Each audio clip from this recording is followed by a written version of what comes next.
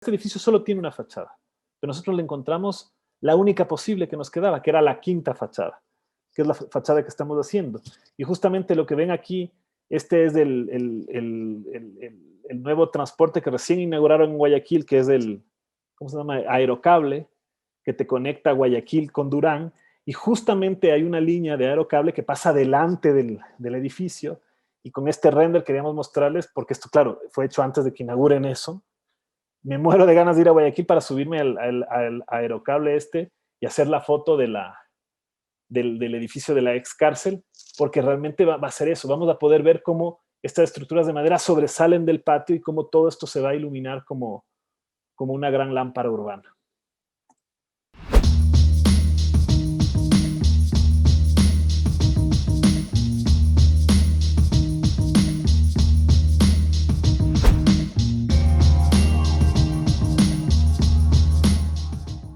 Entonces ahora les cuento el último proyecto, que es este proyecto, que bueno, ahora veo que está mal la fecha, ¿no? Es marzo 2019 y el proyecto es diciembre 2019 también. Era un proyecto que iba a arrancar el siguiente año, en el 2020, y también nos cayó la pandemia.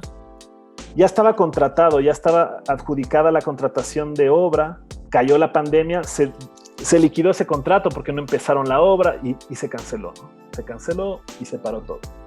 Pero bueno, esos son los gajes del oficio, y sobre todo cuando te metes a hacer este tipo de proyectos.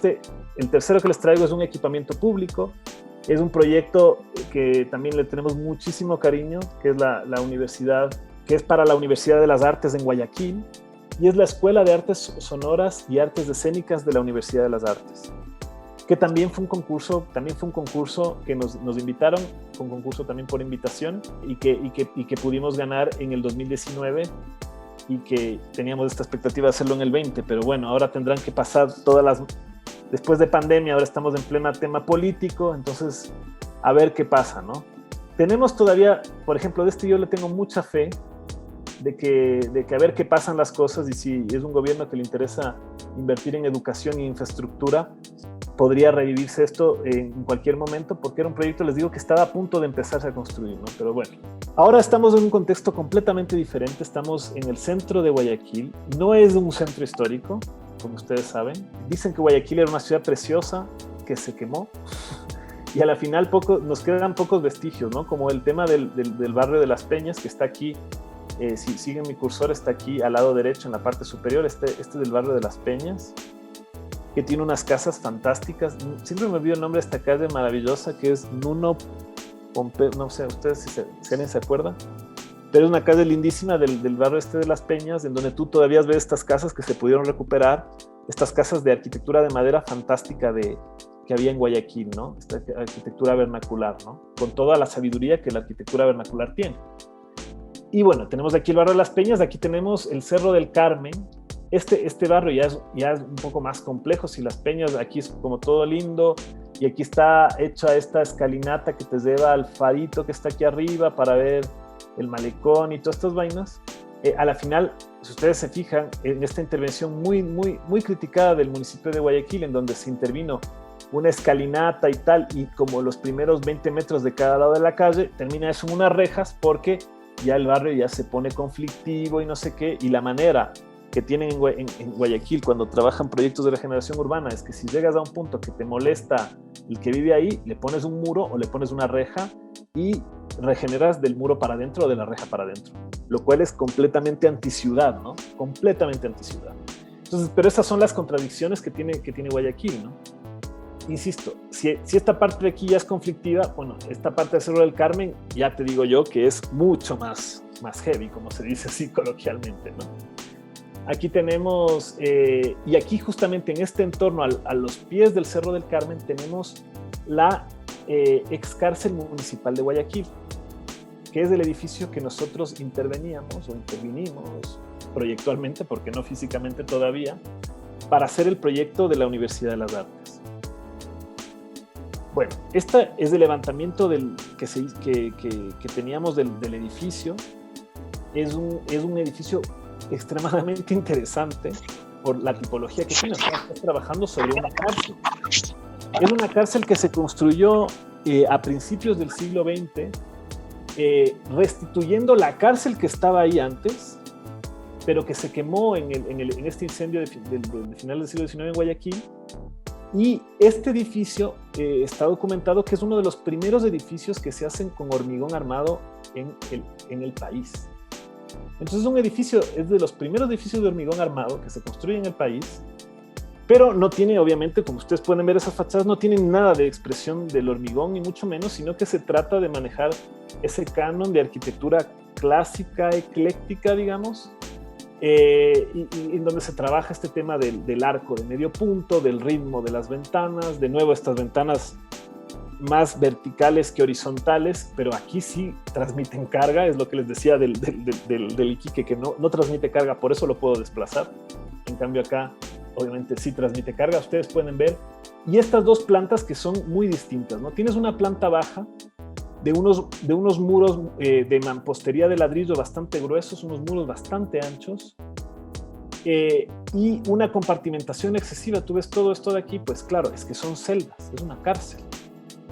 Es una cárcel, y además hay una cosa que es interesante decir, es que ahora actualmente solamente tenemos una única fachada, porque alrededor de la cárcel está autoconstruido vivienda informal, todo construido pegado a los muros de la cárcel. Entonces, estas ventanas aquí, nosotros podemos ver que hay unos nichos, pero son todas ventanas tapiadas, porque tú tienes construcciones que están adosadas de un lado y del otro. Entonces, este es un edificio que estaba hecho que tenía al menos 3 fachadas, porque la fachada posterior sí no existía, porque era el muro que daba contra la peña, contra el Cerro del Carmen, pero sí tenía 3 fachadas, que desaparecieron a la final como la gente fue apropiándose de esto, y terminaron cerrando las ventanas. O sea, se construyeron contra la ventana de la cárcel, o sea, así de heavy. Entonces la cárcel terminó cerrando un muro, y aquí tenías el más del 50% de las celdas no tenían ni iluminación ni ventilación.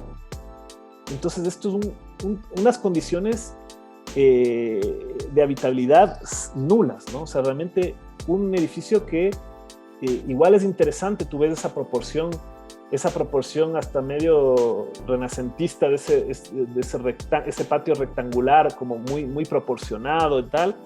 Pero a la final tú cuando entras ahí se te pone la piel de gallina, ¿no? Sobre todo porque tú sientes, no sé si les ha pasado, que cuando tú entras a un espacio de estos, pues hay como una carga energética como muy grande. Aquí pasaron cosas muy heavy, ¿no? Y bueno, ya acabó de pasar recién algo terrible. Es increíble las cosas que siguen pasando en nuestro país, como la tragedia de la matanza en las cárceles que vivimos hace tan solo 2 días atrás. Entonces, pues esto sigue vivo ahí, ¿no? Este tema de cómo los seres humanos podemos ser tan destructivos con nosotros mismos, ¿no? Entonces, claro, el reto es coger un edificio de estas características, que está claramente hecho con un carácter punitivo, digamos, que sería como lo contrario a lo que uno esperaría de la arquitectura, ¿verdad? Y cómo lo transformas y le das la vuelta y le haces algo completamente distinto, porque ahora lo que nos encargaban hacer era reconvertir este edificio en una escuela de artes, pero no cualquiera, sino de artes escénicas y artes sonoras. Entonces, es cambiar completamente el carácter del edificio, pero manteniendo el edificio, o sea, dialogando con lo existente, viendo qué podemos hacer. Entonces, si bien esta planta, como decía, esta primera planta es muy compartimentada, la planta superior, en cambio, los muros son mucho más delgados, y además una cosa que identificamos es que originalmente solo estaba construida la parte de al frente, lo que arma la fachada esta, así súper simétrica y tal, y todas estas construcciones de la parte de atrás son construcciones posteriores, hechas con columnas. Si bien estas de aquí siguen el tema de los muros portantes, porque como les decía, esto es una estructura que tiene hormigón armado, pero no es de pórticos, no es viga columna, sino hay losas de hormigón y que se posan sobre muros de mampostería que reciben la carga, que son los que están aquí, ¿ya? Pero la losa es la de hormigón, ¿me explico? Pero hacia aquí atrás sí se construyeron columnas, etcétera. Entonces toda esta parte de acá atrás era una parte añadida. Si ustedes le ven, por ejemplo, en los cortes, Bueno, acá se ve la fachada frontal, que les digo, la única fachada que quedó, insisto, muy canónica y tal. Pero si tú ves un corte, una sección transversal, por ejemplo, esta de aquí, ustedes pueden ver que ya lo construido en la parte superior ya es una media agua de una calidad completamente inferior, ya no sigue las proporciones de fachada de la planta baja, ya no hay los arcos. Ven ustedes, ven ustedes abajo que hay todo este tema de los arcos que también en la fachada. Pues en el piso de arriba, unas ventanas rectangulares de unas proporciones rarísimas. Entonces ya te das cuenta, ok, esto fue construido después por una persona sin ningún otro criterio que métale más presos ahí. Entonces ya con estas condicionantes empezamos a pensar el proyecto. También fue un proyecto que tuvimos igual 15 días para desarrollar y presentar una propuesta para presentar al jurado. Y bueno, había tan poco tiempo y justo además fue en un feriado de carnaval. O sea, estamos cerca, a las fechas cercanas a donde fue el concurso. Y era un feriado de carnaval. Intentamos irnos a Guayaquil, no pudimos, porque claro, era feriado, entonces quisimos ver pasajes a Guayaquil para ir a ver el lugar antes. Y no pudimos conseguir los pasajes, estaba todo vendido por feriados y estas cosas, estaba muy difícil moverse. Entonces al final tuvimos que hacer el proyecto sin ir a conocer el sitio, cosa que nunca queremos hacer, ¿no? Y claro, por las condicionantes que teníamos, no pudimos ir a ver el sitio, sino nos mandaron fotografías. Bueno, estas ya son fotografías mías de después.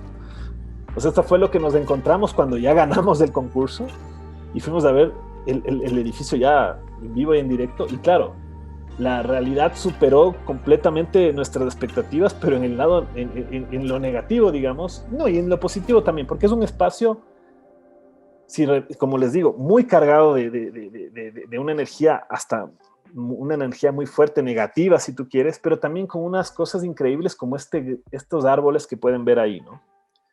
Nosotros ya habíamos visto que estaban esos árboles ahí, aparecían en las fotos que nos mandaron.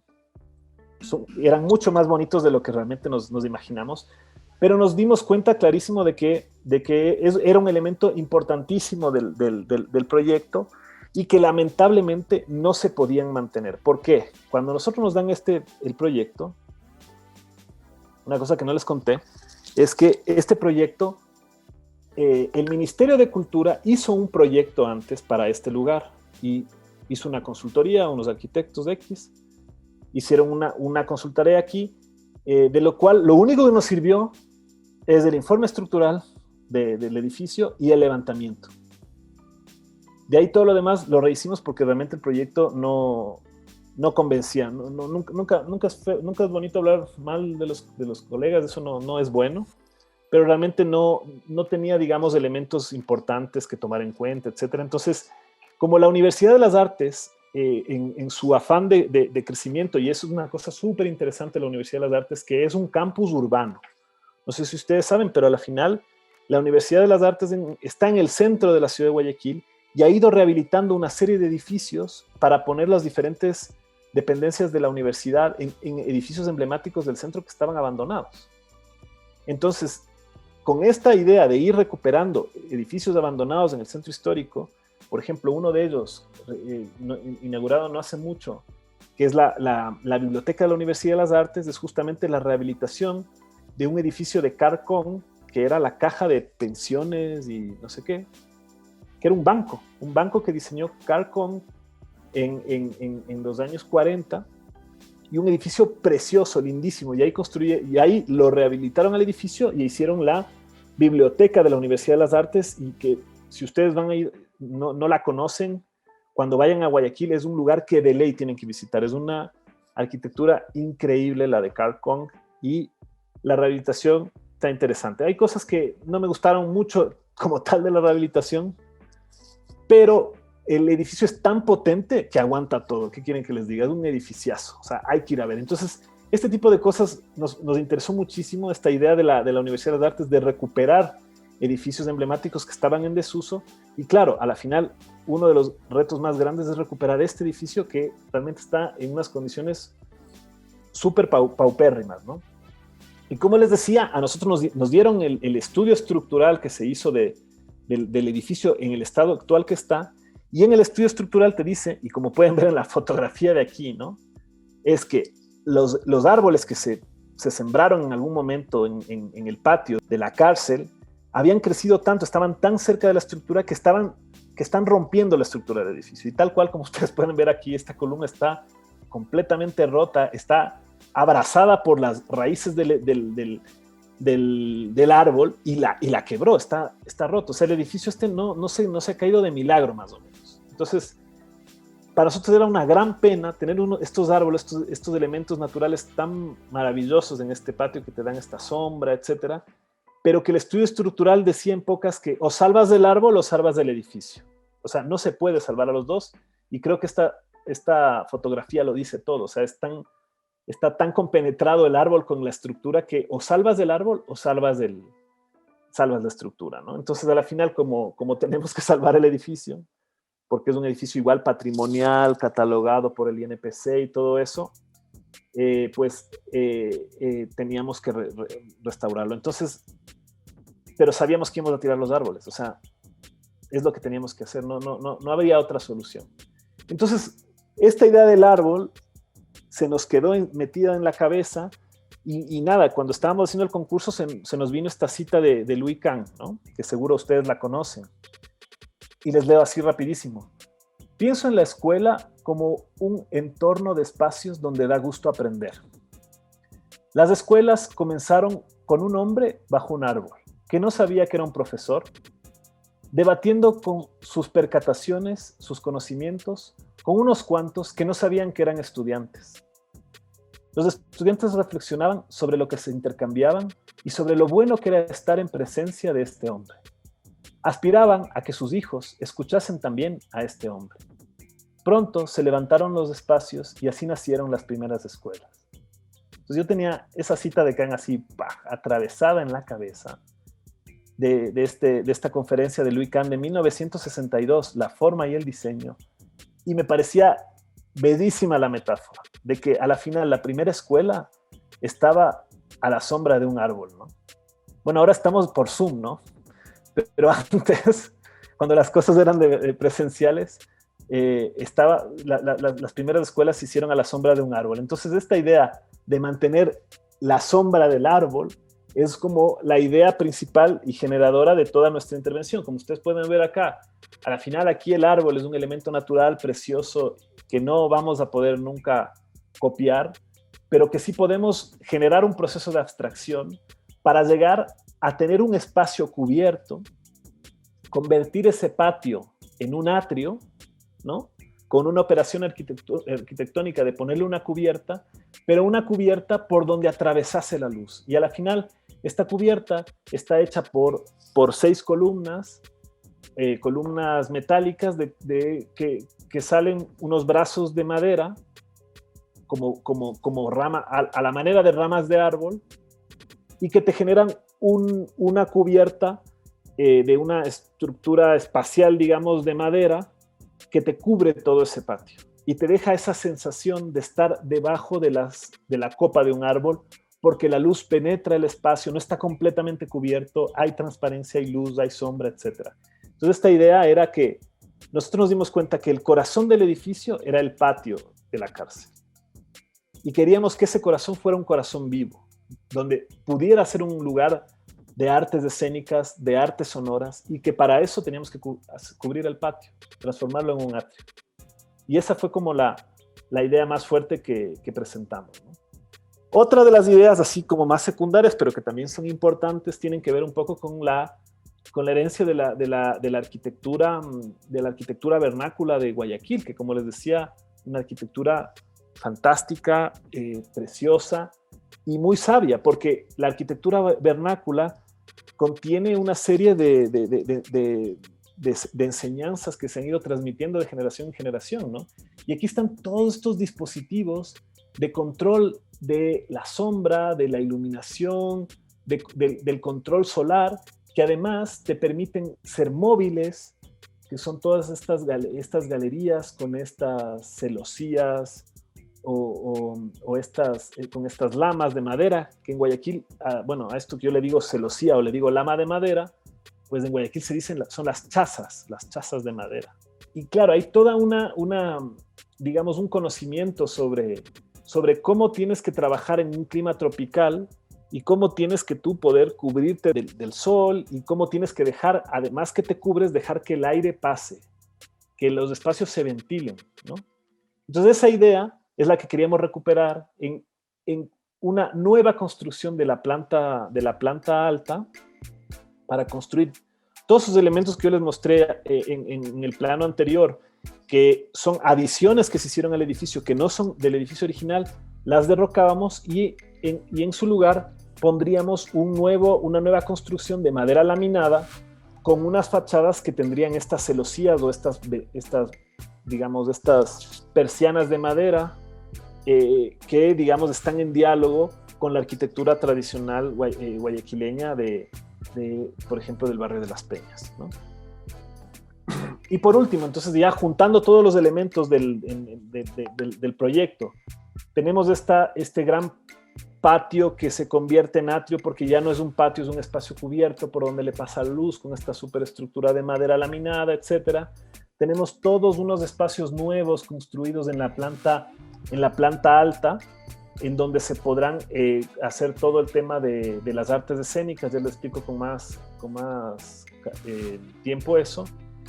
Pero la otra parte que era muy importante para nosotros es qué hacíamos con este gran vacío que hemos recuperado, que es esta gran superficie del patio. Entonces la idea es en el patio central generar una estructura modular de andamios que se puedan configurar en diferentes alturas y que te permitan tener diferentes configuraciones escénicas de este espacio. O sea, para poder tener un patio central con una configuración circo, por ejemplo, es decir, con dos tribunas, con tribunas a los dos lados, o una configuración central como un teatro con una luneta y un escenario acá, o una ágora de 3 lados que pudieras tener estructuras digamos, generándote una U, o configuraciones múltiples que te permitan diferentes tipos de apropiación de ese espacio como un espacio escénico. Entonces, no solo recuperábamos el patio como el corazón del proyecto, sino que les dábamos la yapa, digamos, y decíamos, esto que no estaba en el programa, decíamos, ok, esto que no está en el programa, para nosotros es lo más importante, que es conseguir que el patio sea el espacio vivo más importante del proyecto y que también pudiera ser un espacio escénico. Entonces, estas fueron las 3 ideas fuerza que tuvimos en el proyecto, que las presentamos, con las cuales ganamos el concurso, y aquí rápidamente les muestro el desarrollo del mismo, ¿no? En donde se puede ver también por qué se tomaron las decisiones que se tomaron. Acuérdense que yo les decía que esto es la Escuela de Artes Escénicas y Artes Sonoras, ¿no? Que a la final son muy distintas, aunque son artes, pero se trabajan de manera súper distinta, ¿no?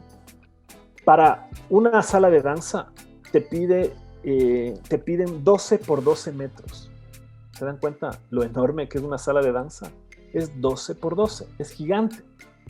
En cambio, una persona que esté estudiando un instrumento necesita una cabina, un cubículo, para poder estar con el violín, mientras el otro está con una batería por otro lado, y el otro está con un bajo y no sé qué. Entonces, y eso lo vimos justamente, que los espacios que necesitan para practicar música son más individuales, son espacios mucho más pequeños e individuales, mientras que los espacios para hacer artes escénicas son mucho más colectivos, hay mucha gente en un mismo espacio.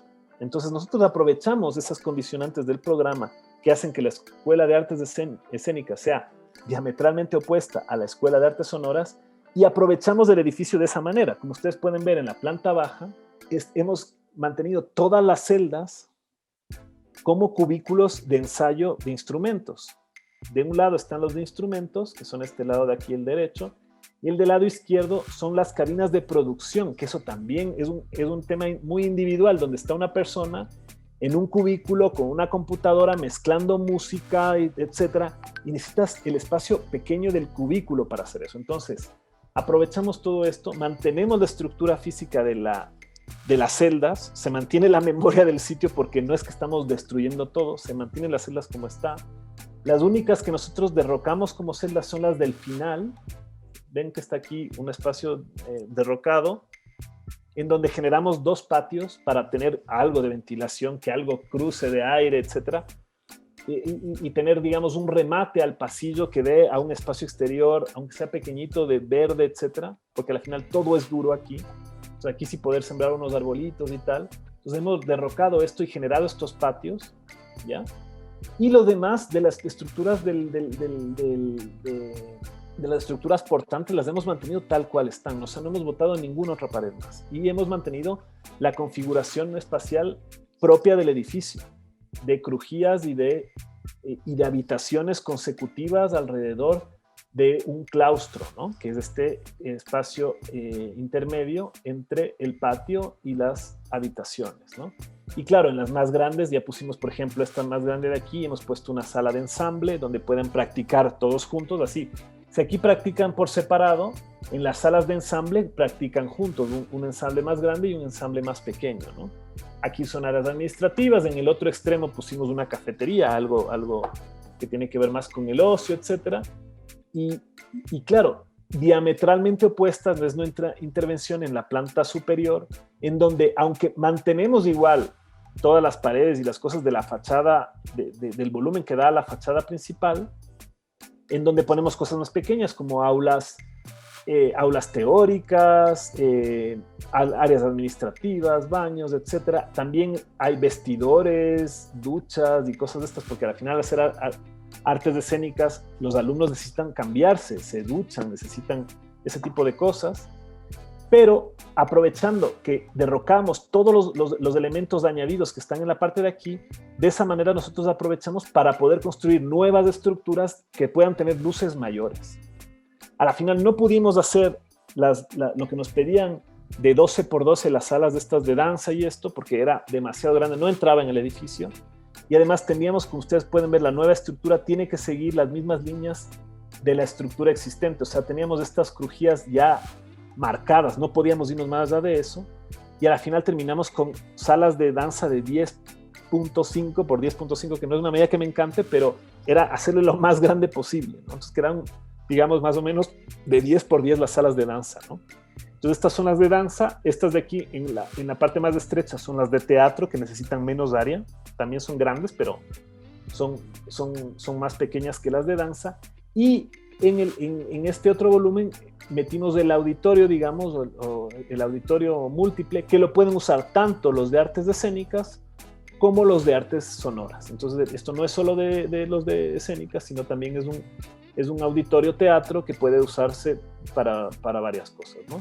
Y aquí se conectan por atrás por otra puerta, aquí están los vestidores y todas las cosas del auditorio o del teatro, pero se conectan por acá, ¿no? ¿Qué otras cosas hicimos? Pusimos unas circulaciones, pusimos nuevas circulaciones verticales que den todo dé al patio, porque las escaleras existentes son estas que están aquí a los costados, si pueden ver aquí, dentro de esta línea de aquí del claustro. Nosotros mantuvimos esas escaleras que son originales, pero pusimos otras nuevas escaleras que estén digamos alrededor del patio, y además pusimos un ascensor para que tuviera accesibilidad universal y un montacargas, porque al final arriba tenemos un mini teatro donde podían hacerse una escenografía, una cosa. Entonces teníamos que meter hasta un montacargas para poder subir cosas acá al teatro, al escenario, ¿no?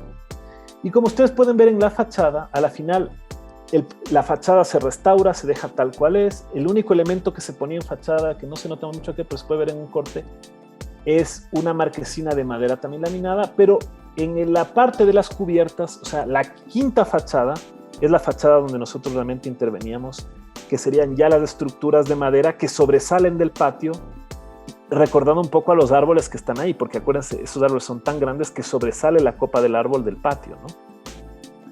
Y con estas, digamos, dos cubiertas de 2 aguas muy sencillas, súper simples, de las aulas de artes escénicas como del teatrito, ¿no? Entonces aquí, me gusta mucho esta sección. Generalmente siempre hacemos estas secciones perspectivadas porque es como que con un único dibujo explicas todo el proyecto. O sea, aquí está todo el proyecto, está el entorno que es muy importante para nosotros, siempre les digo eso, donde tú puedes ver, es un fotomontaje, claro, ¿no? Y donde además este fotomontaje lo hicimos sin haber ido antes al lugar, ¿no? recolectando las imágenes que encontramos de internet y todo eso, ¿no? Porque estas son imágenes tal cual del concurso, ¿no? En donde se puede ver el Cerro del Carmen, la gente que ha autoconstruido sus viviendas, las viviendas que están pegadas a la cárcel, donde se puede ver cómo hemos recuperado este corazón del edificio, este gran patio, que a la final ahora ya es un atrio porque está cubierto, y que te genera estas sombras, esta idea de estar bajo un árbol, aunque estas estructuras no quieren copiar la geometría de un árbol como tal, pero están evocando esa experiencia espacial de estar debajo de un árbol, y toda esta nueva arquitectura muy austera, muy simple, que busca y hacer un guiño a la arquitectura tradicional de Guayaquil de la madera y de la celosía. Esta imagen también me gusta mucho, en donde se puede ver justamente esas diferentes configuraciones del patio central, en donde aquí está hecha una especie de ágora chiquita, donde pueden haber momentos de artes escénicas como tal, o también puede usarse para que en el día a día de los estudiantes, ¿no? A la final, estos espacios en los edificios educativos, muchas veces más importante que el aula es el espacio de encuentro con los demás, ¿no? El espacio del pasillo donde te encuentras con tus amigos o tus compañeros o otro profesor, etc. En esos momentos es donde realmente se pueden cruzar la gente, ¿no? Y se puede cruzar el de artes escénicas con el de artes sonoras, y se les ocurre un proyecto juntos, ¿me explico? Por eso era tan importante estas áreas comunes, que podrían ser un espacio escénico, pero que no tenían que cumplir todas las condicionantes de un espacio escénico, que tendría que estar cerrado, que la iluminación, que la parrilla de no sé qué. Eso está en el auditorio chiquito, pero aquí puede pasar todo o simplemente ser un lugar de estar, ¿no?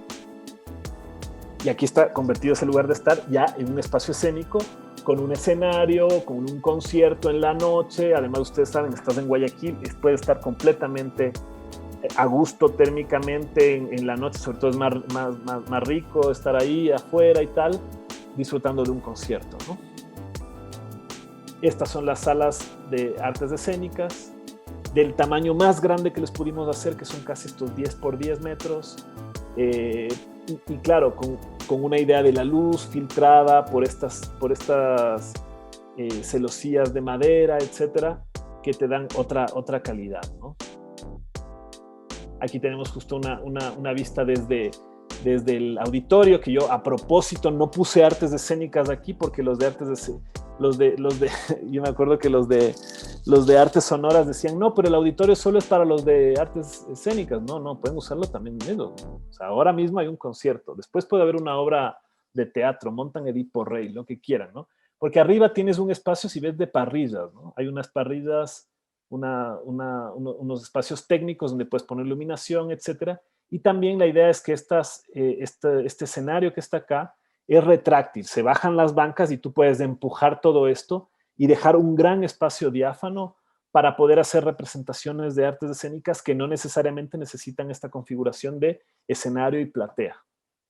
Y bueno, y los espacios de recorrer alrededor del patio, esta relación espacial que se hace de las circulaciones debajo de esta cubierta de madera laminada, etcétera. Y una cosa que les decía, a la final nosotros, la única fachada que estamos haciendo, o sea, este edificio solo tiene una fachada, pero nosotros le encontramos la única posible que nos quedaba, que era la quinta fachada, que es la fachada que estamos haciendo. Y justamente lo que ven aquí, este es el nuevo transporte que recién inauguraron en Guayaquil, que es ¿cómo se llama? Aerocable, que te conecta Guayaquil con Durán, y justamente hay una línea de aerocable que pasa delante del edificio, y con este render queríamos mostrarles, porque esto, claro, fue hecho antes de que inauguren eso. Me muero de ganas de ir a Guayaquil para subirme al aerocable y hacer la foto del edificio de la ex cárcel, porque realmente va a ser eso. Vamos a poder ver cómo estas estructuras de madera sobresalen del patio y cómo todo esto se va a iluminar como una gran lámpara urbana. Bueno, eso es. Muchas gracias.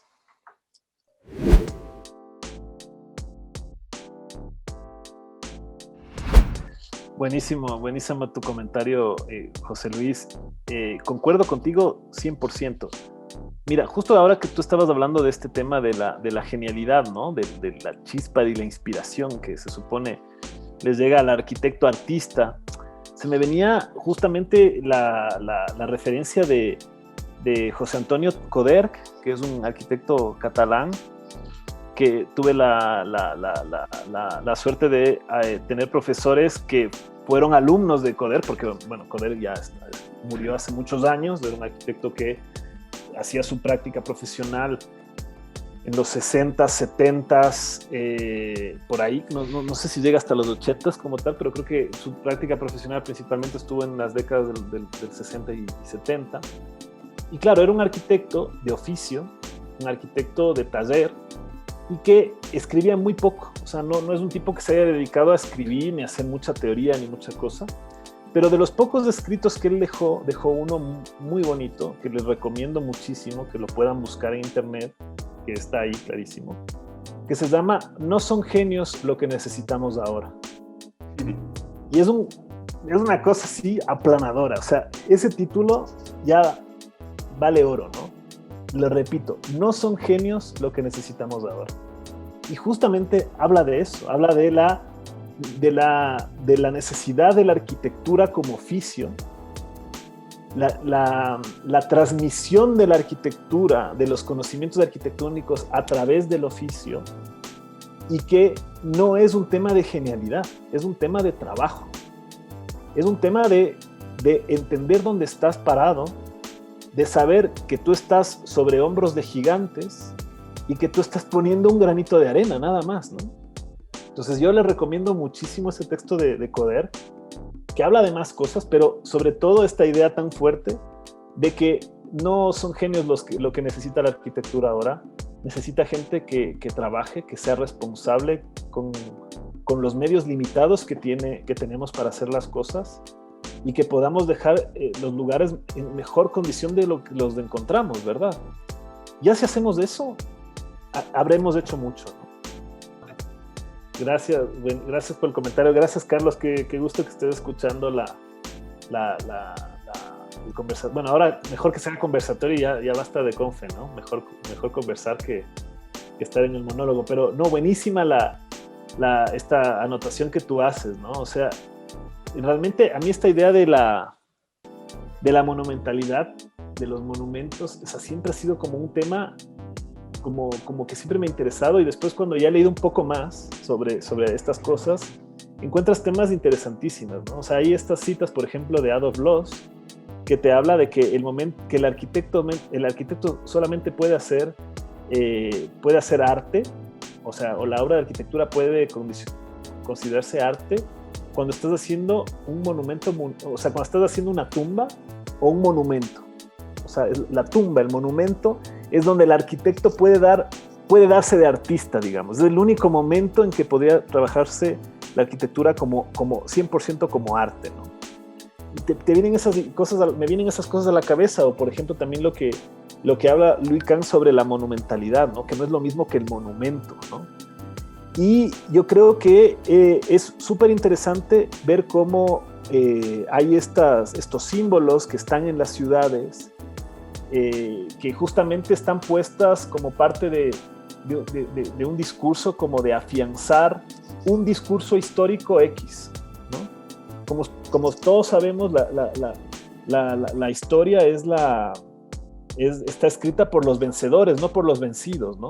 Entonces, en ese sentido, este tema de que nos encontremos en la ciudad con esculturas que pueden generar polémica y cosas que representan cosas que quizás hace 200 años tenían un sentido y ahora ya no, pues siempre es una discusión, ¿no? Entonces, a la final, cosas inamovibles se terminan moviendo porque realmente pierden su significado, ¿no? Entonces, en ese sentido, yo hilo un poco lo que nos dice Carlos sobre esto, y lo traslado justo al tema de la escultura de San Agustín, porque nosotros lo que hicimos fue bajarnos la escultura.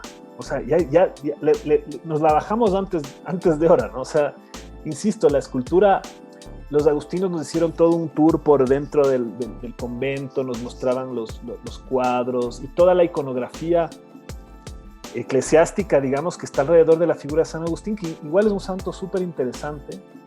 No lo he estudiado demasiado a fondo, pero era un tipo que se cuestionaba las cosas, o sea, que es un santo filósofo, si ustedes quieren, ¿no?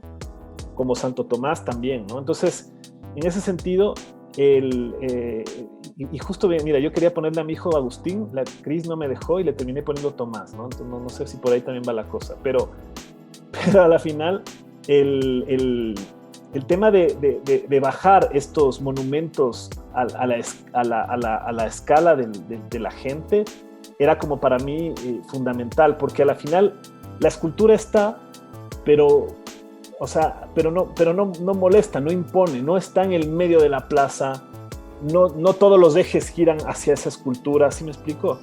Está porque era parte de la negociación que se había hecho con los agustinos, y creo que sí le aporta. Al final es muy, muy bonito cuando ustedes van a la plaza y tal, tú ves, es una escultura de bronce, y tú les ves las manos del santo que están completamente con el bronce pulido, brillante, ¿no? Porque la gente le coge las manos, o sea, le toca, ¿no? Es una escultura que está hecha para que le toques, le abrazas. La gente se toma fotos. Yo he visto fotos de gente así, a veces googleo y pongo a buscar estas cosas, gente que se ha subido al santo y digamos, esto quizás puede molestar a mucha gente, pero por ejemplo, yo lo veo más bien como algo positivo, ¿no? En el sentido de poder resignificar cosas que para darles una significación nueva, ¿no? O sea, este tema de mover las cosas del lugar, que también es una cosa, no sé, que lo hacía mucho el Corbu, ¿no? De dar la vuelta a las cosas. En este sentido, no es que hemos dado la vuelta, pero al menos le hemos bajado al santo que camine como un usuario más. Y yo creo que ese es como el aporte allí. Buenísima la pregunta, Robin. Creo que has tocado un tema ahí fundamental, ¿no? Mira, o sea, el arquitecto tiene muchísima responsabilidad y a la vez muy poca. ¿Por qué? Porque, digamos, somos un poco bisagras, si tú quieres, ¿no? Porque al final es verdad que las decisiones de la ciudad no muchas veces pasan por temas técnicos, ¿no? Pasan muchas veces justamente por temas políticos, pero si están los técnicos con el suficiente conocimiento preparados para encauzar esas decisiones políticas, puedes tener resultados positivos. Si tienes un mal técnico, pues más la decisión política, que a veces no es la más adecuada, puedes tener resultados desastrosos. O sea, justamente ahora que te metes más en eso, les comento algunas cosas más que nos dije de San Agustín. O sea, a la final el tema es ese, ¿no? O sea, realmente, cuando se planteó este proyecto de estos nuevos espacios públicos en el centro histórico, fue un proyecto extremadamente polémico. ¿Por qué? Porque muchos de los lugares que se estaban escogiendo para intervenirse eran justamente edificios modernos que se estaban proponiendo derrocar para generar nuevas plazas por todos lados. Entonces, ¿qué pasaba? A la final lo que se iba justamente a destruir esta trama urbana, porque se iban a empezar a hacer muescas o dientes, eliminando edificios modernos, justamente porque no se entendía el valor que puede tener el mismo patrimonio moderno. Y se hizo un debate como muy, muy fuerte. O sea, y te digo, nosotros mismos, tanto Cristín como yo, somos súper admiradores de la arquitectura moderna. O sea, nos encanta todos los temas de arquitectura moderna, nos compramos todos los libros que podemos, vivimos en un edificio de arquitectura moderna, vivimos en el edificio Barranco de Milton Barragán. O sea, somos medio frikis en esto, o sea, nos encanta este tema y le tenemos mucho, mucho cariño, y cada vez que viajamos, nuestra principal lista de cosas que ver es mucho el tema de la arquitectura moderna. Igual Cristín, que está formada en Sao Paulo, en Brasil, viene también de una tradición muy fuerte del tema de la arquitectura moderna paulista, que viene de, no sé, Vilanova Artigas, Dina Bobardi, Paulo Méndez da Rocha, que también todavía sigue vivo, pero que sigue con la línea de la arquitectura moderna. Y es algo que está como muy presente en nuestra arquitectura también, sin ser netamente siguiendo los cánones de la arquitectura moderna per se. Yo creo que hay muchas cosas de la arquitectura moderna que están en boga todavía, ¿ya? Pero justamente se planteaban derrocar edificios importantes como el antiguo, por ejemplo, el antiguo edificio del INFA, algunos edificios importantes que sí tienen rasgos característicos de la arquitectura moderna, porque no se los entendía, porque no se ve que son diferentes de la arquitectura, dicen colonial, pero todos sabemos que la arquitectura colonial en el centro histórico de Quito es muy poca, realmente es más bien republicana. Hay pocas piezas de arquitectura colonial per se, y más bien es la arquitectura republicana la que podemos ver predominantemente en la trama urbana del centro histórico. Pero con todo esto había esta polémica de derrocar un patrimonio moderno para poner un vacío que era extemporáneo y que no tenía un fundamento para estar ahí. Entonces, por eso cuando nosotros, hasta se hicieron, me acuerdo, unos coloquios con el que era ministro de vivienda en esa época, que era un arquitecto, que, ¿qué quieres que te diga? Porque te digo, depende del técnico, ¿no? Pero había unos temas muy polémicos en ese sentido. Y claro, la decisión era, no, estas cosas son feas, hay que votarlas. O sea, no lo entiendo, por ende es feo, hay que tirarlo. Entonces, partíamos de un tema polémico muy, muy fuerte. Había mucha resistencia. Justamente hubo un arquitecto que hizo el proyecto de lo que ahora se llama la Plaza de las Conceptas, que está aquí arriba, a ver si me puedo ver, bueno, no sé. Uy, no, perdón. Está aquí arriba, voy a anotar aquí. Voy a dejar como que fuera clase. Esta es la Plaza de San Francisco, perdón, la Plaza Grande. Aquí está ahora el Palacio de Carondelet, ¿no? Y esta es la García Moreno. Entonces, en la García Moreno y Mejía, aquí se derrocó esta esquina y aquí está una placita que se llama ahora Plaza de las Conceptas. Y ahí estaba el edificio provincial de salud. No me acuerdo quién era el arquitecto, pero era una arquitectura que seguía unos cánones de arquitectura moderna, que era de su época, que tenía un interés, que había un tema de separar la estructura, la fachada.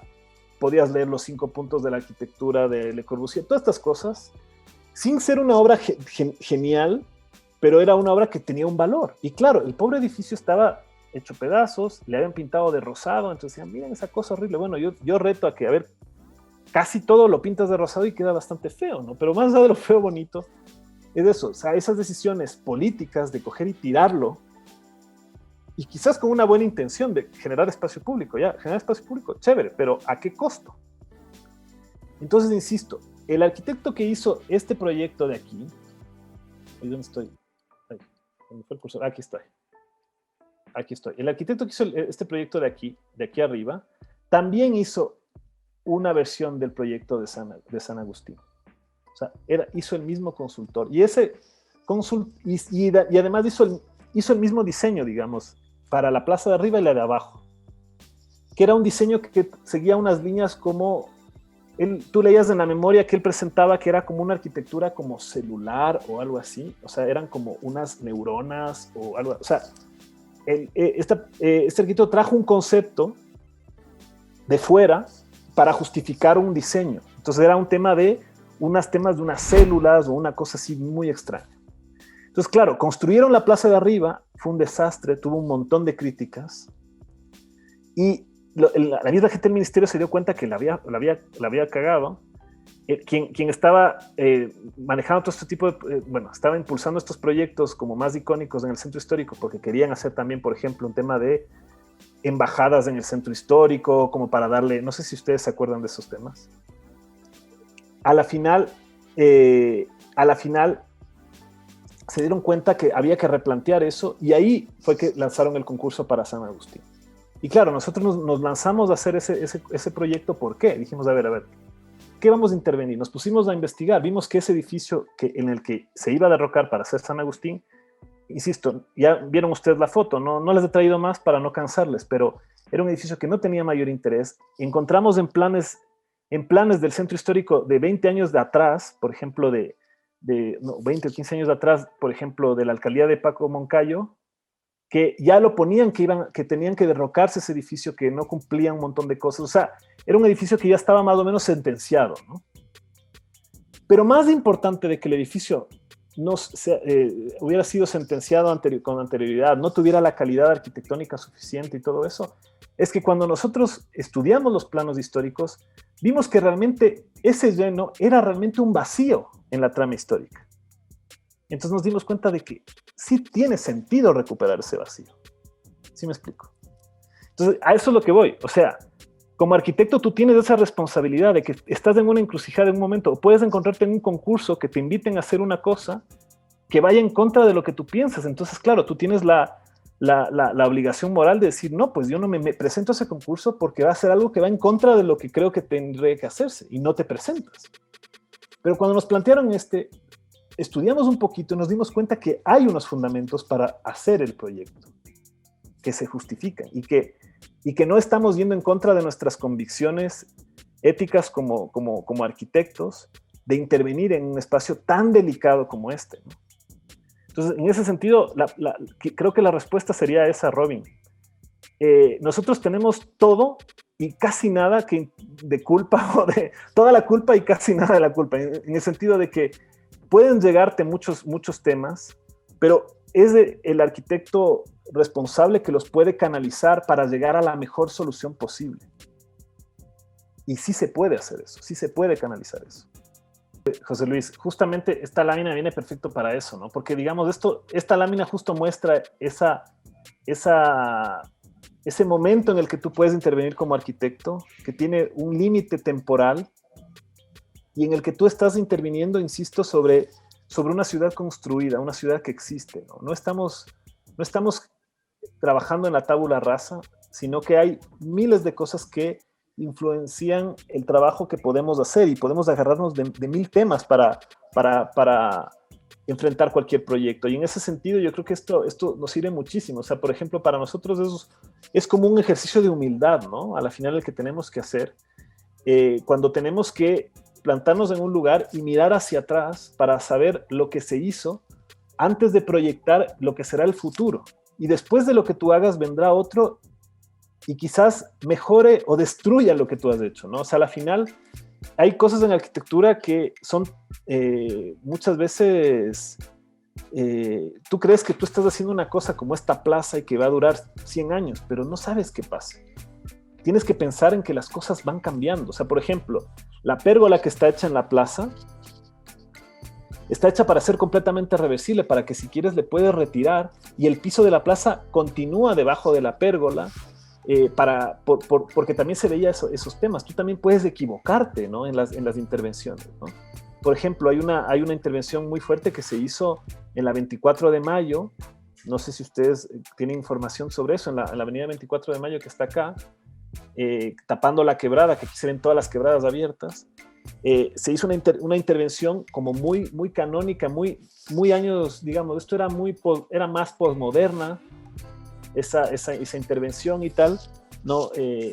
Tú ves los dibujos de la intervención, son unos dibujos lindísimos, así, muy Peter Eastman y ese tipo de cosas, con unos cortes, con sombras, súper interesante. Y claro, a la final, la estructura que se planteó ahí daba una serie de problemas, generaba temas de delincuencia, había unos recovecos donde se metían los ladrones, no sé qué, y a la final terminaron derrocando eso.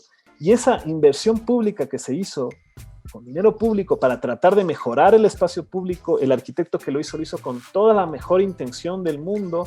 Tú ves los dibujos y en los dibujos se ve cariño, digamos, pero tú te haces una imagen de lo que va a pasar y total pasa lo contrario a lo que tú creías que iba a pasar. Entonces, por eso es tan importante el tema del tiempo que dices tú, José Luis, porque a la final nosotros tenemos que proyectar lo que no existe, generar, digamos, no solo proyectas espacios, proyectas relaciones entre personas, momentos que van a ocurrir.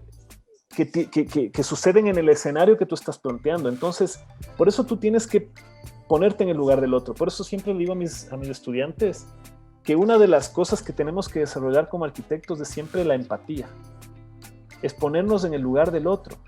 Porque si solo lo vemos desde mi punto personalísimo de vista, tal o cual tema, podemos diseñar un espacio que uno lo usaría de una manera, pero tú no sabes cómo lo va a usar el otro. Entonces, tienes que plantearte diferentes escenarios. Y cuando tú te planteas escenarios de usos distintos, estás planteándote un proyecto en el tiempo donde la gente lo va a utilizar de una manera que tú no te imaginabas que iba a pasar, ¿no? Entonces, en ese sentido, este componente del tiempo te sirve tanto como para proyectar adelante, como para mirar hacia atrás y ver que, insisto, tú eres un pequeño eslabón en la cadena y lo que tú tienes es que continuar eso, ¿no? O sea, seguir si es que vale la pena eso, mantener esa línea, esa cadena, ese tejido. Siempre hay esas como referencias de lo que hablábamos antes, lo que me preguntaba antes Robin del tejer, ¿no?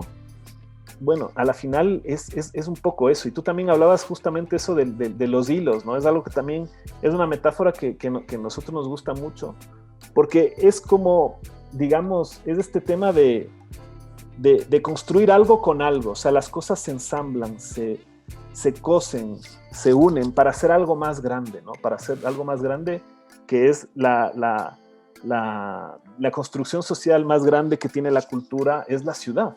Es lo que estamos construyendo todos. Entonces, lo que tú estás haciendo en este pedacito de ciudad, sea una pequeña plaza, un equipamiento, una casa, sí puede tener una relación con la ciudad, con la colectividad, con el otro.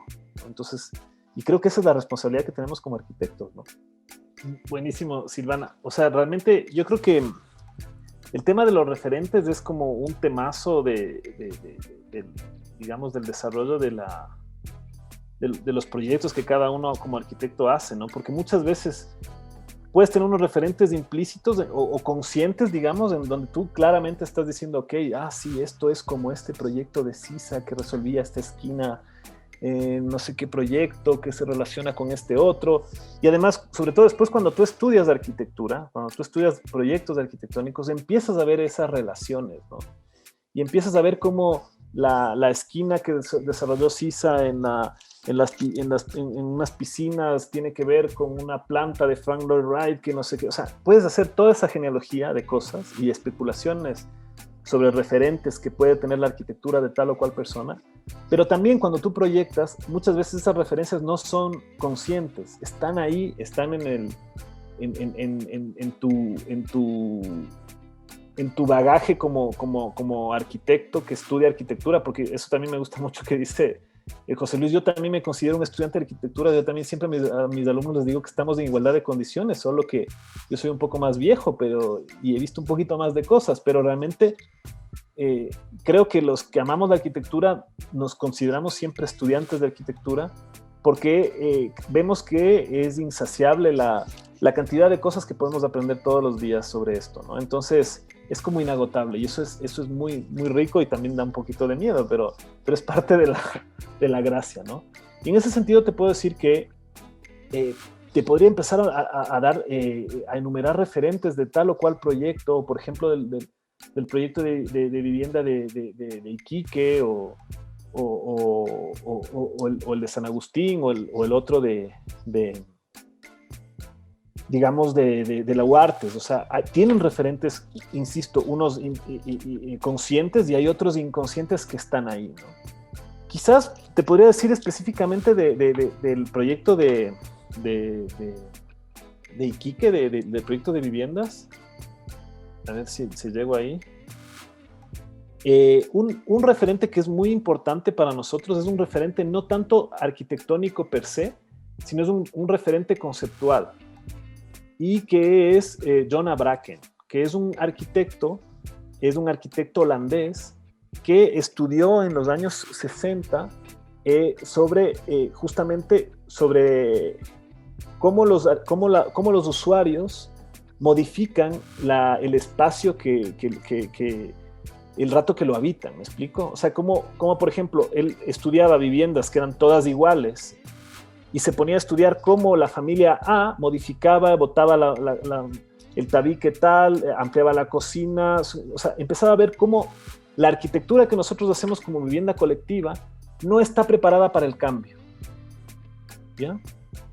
Y justamente por eso él genera una teoría y escribe un libro con un grupo de investigación que se llama SAR, y que estudian justamente proyectos de vivienda y generan una metodología que se puede plasmar que se plasma en un libro que se llama El diseño de soportes, de Jonah Bracken. Y en el diseño de soportes hay muchísimo de esta exploración sobre cómo diseñar viviendas en donde una vivienda que está preparada para el cambio, para que no está todo cerrado, para que venga una persona que no sabes quién es, porque no es lo mismo diseñar una casa en donde tú conoces al usuario, conoces su familia, le preguntas sus aspiraciones, sus gustos, sus inquietudes, y tú tratas de plasmar o cristalizar esos anhelos en un espacio arquitectónico. Es implícito que sirve para esa persona, para esa familia con X necesidades. Entonces, a la final,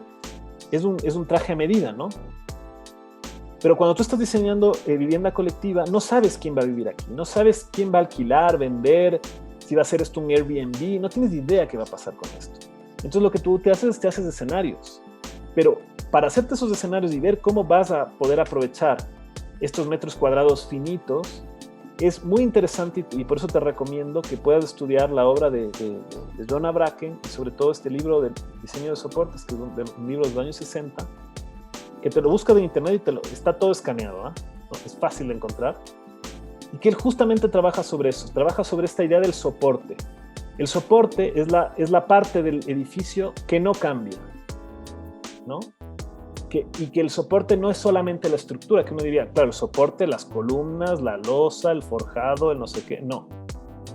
Que no es que no, sino que también, pero no solamente es la estructura, sino, por ejemplo, todo el tema de las instalaciones sanitarias, podrían cambiarlo el usuario, no lo podría cambiar, o por ejemplo, las circulaciones comunales de un edificio, no es algo que tú si quieres lo vas a cambiar, es algo que va a mantenerse en el edificio, va a ser parte de la estructura de soporte, ¿no? La estructura, las circulaciones, los ductos, porque un edificio tiene ductos, tiene espacios por donde pasan instalaciones comunales del edificio. Eso no va a poderse modificar por el usuario. Entonces, justamente nuestro papel como arquitectos de una vivienda colectiva es ver cómo diseñamos una estructura de soporte que sea lo suficientemente flexible y que pueda acoger el cambio imprevisible del uso. ¿Me explico? Entonces, ese, por ejemplo, es un referente para nosotros súper importante y que yo les aconsejo que se lo estudien. Pero no es un referente formal, no es que él usaba el ladrillo de no sé qué manera o que hacía pasillos con pasarelas, no. Es un referente conceptual y que para el tema de vivienda yo lo uso muchísimo con mis estudiantes y en mi día a día como arquitecto. No, gracias, José, por la pregunta. Bueno, si ustedes ven, y bueno, estaba volviendo aquí, no les he traído cortes y detalles de esto, realmente no quería alargarme tantísimo. Pero sí, efectivamente tú tienes esta cubierta de madera que al final tienes una estructura triangular. Son triángulos que forman hexágonos, o sea, la geometría es triangular con base hexagonal. Y toda esta malla de estructura que se ve acá, no sé si se ve aquí una línea, realmente nosotros encima sí tenemos una cubierta liviana, que en este caso es de policarbonato. O sea, está cubierto, no llueve. Realmente, además, la estructura, no sé si lo pueden ver aquí, perdón. Aquí se puede ver, está bastante traslapada con respecto a las otras cubiertas, con lo cual hace que sea más difícil que se moje. Es verdad que cuando llueve, a veces llueve con un viento tenaz y te llueve casi horizontal, y efectivamente el patio central o el atrio más los corredores perimetrales y todo eso está diseñado para poder captar agua, pero realmente toda la estructura de la cubierta, quizás no fue muy enfático en eso, pero sí, tiene una cobertura de policarbonato, que a mí personalmente no me encanta el material como tal, porque tiene una vejez un poco bastante fea, pero realmente en temas de costo y eso para hacerle de vidrio hubiera sido demasiado caro, porque tendrías que poner un vidrio templado, laminado, y estos son demasiados metros cuadrados de esta cubierta, y se hubiera encarecido muchísimo el proyecto. Además, el vidrio pesa muchísimo más, y peor este tipo de vidrio, que si le haces un vidrio laminado tiene que tener un control solar, son unas placas de vidrio. Cuando tú hagas un tragaluz, ya vas a ver, pon un tragaluz con vidrio templado, laminado, que tenga una capa de protección solar, esa cosa pesa un montón. Entonces, en ese sentido, a la final nos decantamos por el policarbonato, más que nada por temas de costos y de peso, porque a la final no pesa tanto como el vidrio. Entonces, en ese sentido, toda esa cubierta es una cubierta, o sea, tiene el policarbonato, tiene unas caídas, por ejemplo, quizás en el render eso no se ve. No, aquí no se ve, se vería más en un detalle, pero tienes unas caídas y está diseñado por estos brazos, por estas vigas inclinadas. En cada una de estas 6 columnas hay desagües y captaciones de agua de arriba, entonces está todo preparado para poder recibir el agua justamente. Perfecto. La pregunta de José me trae a la cabeza otro machetazo que yo sé tratar de entender y bueno, trato de transmitirlo también. Es el hecho de que a veces detrás de la genialidad, que hace un rato hablábamos de estos arquitectos así, que se ven cosas buenazas, como tus proyectos, también hay que entender que hay que tener un bagaje de conocimiento técnico, que lo damos por hecho, pero a veces también como estudiantes no pensamos en los temas técnicos estructurales, técnicos constructivos, técnicos de disposición y uso de materiales, pesos, yo que sé, un montón de cosas muy, muy técnicas, pero que el arquitecto tiene que tener ese bagaje. Yo creo que siempre lo he dicho, primero tenemos que entender cómo construir para saber qué voy a diseñar. No sé si es un comentario chiquito de eso. Totalmente. No, y te digo, para nosotros fue como todo un aprendizaje el tema de la estructura de la madera laminada, y realmente fue muy difícil porque no hay expertos que trabajen eso aquí tanto. O sea, sí hay cosas que se están haciendo de manera bastante como más experimental, y hay algunas cosas, pero por ejemplo teníamos como súper claro de que muchos de estos temas de nudos y cosas que nosotros diseñamos, nosotros ya le anticipamos, digamos, a la universidad de que esto, cuando se fabrique, iba a tener que volverse a revisar. Porque, por ejemplo, nosotros tenemos la capacidad local para poder construir todas las estructuras laminadas de la planta alta, por ejemplo. O sea, todo esto que está aquí es completamente factible de construirlo acá. Pero la estructura ya de la cubierta ya implica, digamos, unos conocimientos técnicos muy específicos que rebasaban un conocimiento técnico local. Y les digo que yo justo verán que ya había empezado la pandemia y todo eso, como que se puso en stand-by el proyecto, pero yo estaba reunido, por ejemplo, con un ingeniero francés dedicado a estos temas de la madera laminada, y estábamos revisando uno a uno las juntas y los encajes de la estructura de madera principal, y me estaba sugiriendo cosas. O sea, es un trabajo que el arquitecto tiene que tener una noción, pero nunca vas a tener todas las respuestas, porque hay muchas cosas que ya sobrepasan tu conocimiento técnico, y lo importante es que te puedas asesorar con alguien que realmente sepa lo que hace o sepa un poco más que tú, ¿no? Entonces, en ese sentido, estábamos justo revisando estos temas. Yo me acuerdo hasta abril del año pasado, todavía en plena pandemia, yo me seguía reuniendo hasta que al final ya me llegó la noticia de que el proyecto se estaba suspendiendo, ya porque lo de la pandemia ya sabía que iba de largo. ¿Se acuerdan cuando fuimos todos a la casa? Pensamos que íbamos a estar 15 días en la casa y después volvíamos a salir. Bueno, y todavía estamos, ¿no? Entonces nos pasó eso, pero solamente como una muestra de lo que pasa. Sí, pues uno tiene que asesorarse, y por ejemplo yo busqué mucha asesoría aquí, hablé con muchos ingenieros, etcétera, y claro, tú veías que ya llegabas a un punto en que ya no sabían más allá cómo era la cosa, ¿no? Entonces, a la final, lo que se planteó es que la estructura se tiene que revisar por el fabricante, que es también el que te tiene que dar las garantías técnicas, porque es una estructura o sea, sería la estructura laminada más grande del país, ¿no? O sea, no se dice rápido, pero es así, ¿no? Entonces sí es como una responsabilidad técnica súper grande, y que, digamos, en la universidad estaban conscientes de que eso iba posiblemente a implicar cambios de mejora de un detalle, etcétera, que son cosas normales que pasan en cualquier obra, ¿no? Porque tú puedes tener las nociones, o nosotros como arquitectos deberíamos tener esas nociones, pero quizás hay cosas técnicas que ya se nos pueden escapar, y por eso es tan importante trabajar en equipo, ¿no? A ver, un consejo. Bueno, yo o sea, un consejo que les podría dar es que se lancen a aprender, ¿no? O sea, que realmente piensen que el trabajar con otra gente te puede enseñar a muchas cosas, ¿no? O sea, nosotros mismos, tanto Cristín como yo, antes de lanzarnos a nuestro ejercicio profesional independiente, digamos, estuvimos varios años trabajando para varias gente, como les comenté antes, y aprendiendo un montón de cosas. Entonces, en ese sentido, la universidad te da un montón de herramientas, pero también le falta un montón de otras cosas por darte. Entonces, en ese sentido, un consejo sería que también parte de la formación del arquitecto es el trabajar con otros arquitectos, que tú puedas escoger a tu jefe, o sea, que escojas el mejor jefe que puedas.